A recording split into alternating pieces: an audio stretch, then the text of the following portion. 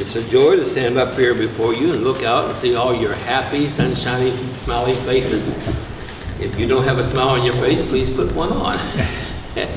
We're real happy to have a visitor with us this morning. Now, I am sorry I cannot remember her last name, but her first name is Hannah. Hannah, we're real glad to have you with us today. And she will tell you that I can chew a string together, right, Hannah? You saw me do it. And you might want to think about that for a moment. But we're real happy to have you all here this morning. For some reason I have to do this to get it off my mind. But I'm doing something this morning that I don't think I've ever done before. Now, it's been 60 years since I've entered the ministry, or more. I have preached I don't know how many sermons. But this is the first time I'm not using a biblical basis for my sermon. Very first time. And I don't know whether it's an apology or an explanation or what. But you take it from there. But I think one of the things you will hear me say many, many times, especially this time of the year, that Thanksgiving happens to be my favorite holiday. Now, I've been accused when I say that because I like the food. No, my daughter's going to do a lot of the cooking this time, so I don't like the food. I'm sorry, Ruth. I'm sorry, Ruth. But it's not that. Somebody else says because of the football games. Maybe the Christmas parade. Now, I'll tell you why I like Thanksgiving. Simply because of the fact that everything that I am as a Christian, everything that I am as an American, come together on one holiday. I want you to think about that. I am proud to be an American. I am proud to be a part of this great country.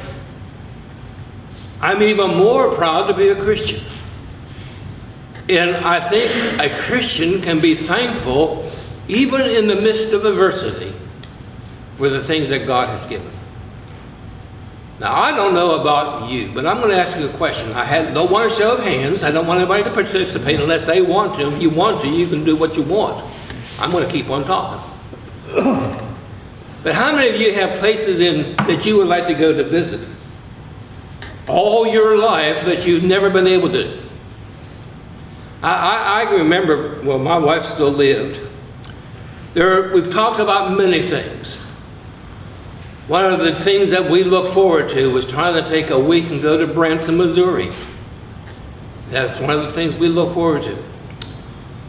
When Steve got back one time from seeing the Grand Canyon, he got our interest perked, and we've talked about trying to find the time to go see the Grand Canyon. I've always wanted to go see Mount Rushmore. And one of the things that I long to do, and I said something to my kids one time about this, and they said they would too. I'd love to see the Pacific Ocean. The furthest west I've ever been was the eastern part of Oklahoma, where I went out to a church meeting on an Indian reservation. But ever since I can remember, there's been one place that I've been wanting to go. And even though I've had opportunity to do it, by the fact that I lived in a locale, I never was able to do it. And that place where I would like to go sometime to visit is Gettysburg. Now, I was born and raised in Pittsburgh, which was not too far from Gettysburg. I served a church in the northwestern Pennsylvania by Lake Erie, which again was not too far from Gettysburg. I served a church in northeastern Ohio, up around Youngstown, which was not too far from Gettysburg. And even though I've been close in the proximity of that particular locale, I never have taken the time to go. Several years ago, I had a friend. His name was Jim Sayre, who is an Abraham Lincoln look-alike. I used to love to go with them to restaurants when everybody would turn around and do a double take. And I would purposely, especially when I was at the salad bar or the buffet, I would walk up to somebody and say, "Hey, look at that guy over there. Doesn't he look like Abraham Lincoln?" Just do that for the devilment of it. I've lost contact with him. I would like to renew it because he's entered Abraham Lincoln look-alike contest and has won almost every one of them. because of his looks. He says thanks to a fake mole on his face that he puts on, hair dye, and elevated shoes, he can look pretty much like him. But I sat down with him one time and I talked about Gettysburg. He says he's been there many times because of his looks. And the reason I'm bringing this out, I don't know how many of you happen to realize that this coming Tuesday is a anniversary of Lincoln's Gettysburg Address. 150 years ago, Lincoln stood up in the fields of Gettysburg, where they were consecrating the ground for the burial of those that lost their lives in that great battle, and gave one of the greatest speeches I think men ever gave, his Gettysburg Address. This past week, I was surfing the internet. Actually, I was looking at sermons, trying to find some idea as to how I wanted to approach Thanksgiving this year that would be different. And I came across this idea of Lincoln's Gettysburg Address. All over our country, cities are preparing celebrations or remembrances of that great day when he offered that Gettysburg Address. Murfreesboro, Kentucky, is planning an all-day celebration. Gettysburg itself is planning a celebration. 150 years. And the more I thought about that this past week, the more I thought that we need to look at that and to realize the greatness of our nation and the many struggles that we have gone through. I think of 3 holidays that we have in celebration. Last Monday was Veterans Day. And as I said last Sunday morning, I appreciate everything our veterans have done. We have this coming Tuesday, the celebration of Lincoln's Gettysburg Address.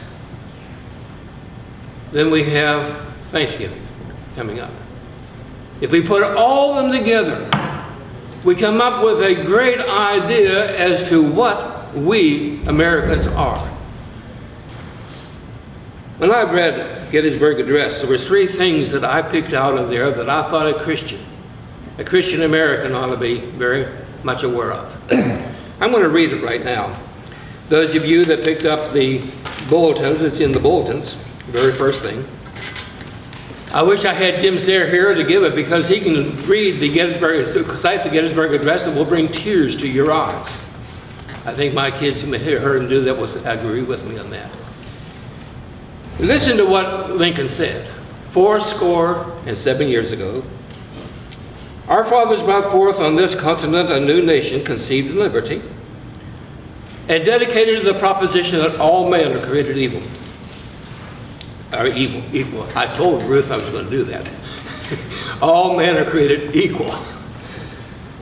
Now we are engaged in a great civil war, testing whether that nation or any nation so conceived and so dedicated can long endure. We are met on a great battlefield of that war. We have come to dedicate a portion of that field as a final resting place for those who gave their lives that our nation might live. It is altogether fitting and proper that we should do this. But in a larger sense, we cannot dedicate, we cannot consecrate, we cannot hallow this ground. The brave men, living and dead, who struggled here, have consecrated it far above our poor power to add or detract.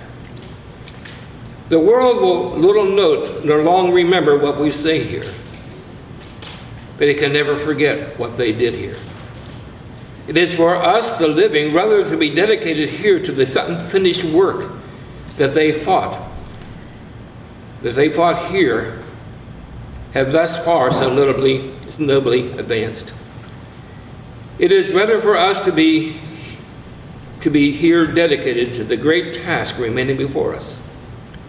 that from those honored dead we can increase devotion to that cause, for which they gave the last full measure of devotion.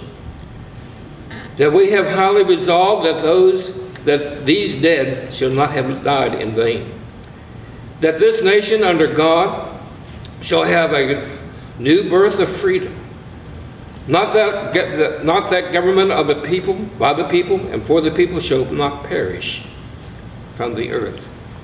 Now I know I did not do a good job of reading that. Every time I read it, I get choked up because I recognize a lot of things that he said there. But as I looked at this, there are three things that I think are highly important, especially to us as Christian Americans or American Christians. First of all, I see a sense of Lincoln referring to the Christian heritage upon which our nation was built. I want you to notice that very first paragraph, the one that I accidentally goofed on. Dedicated to the proposition that all men are created equal. Doesn't that remind you of the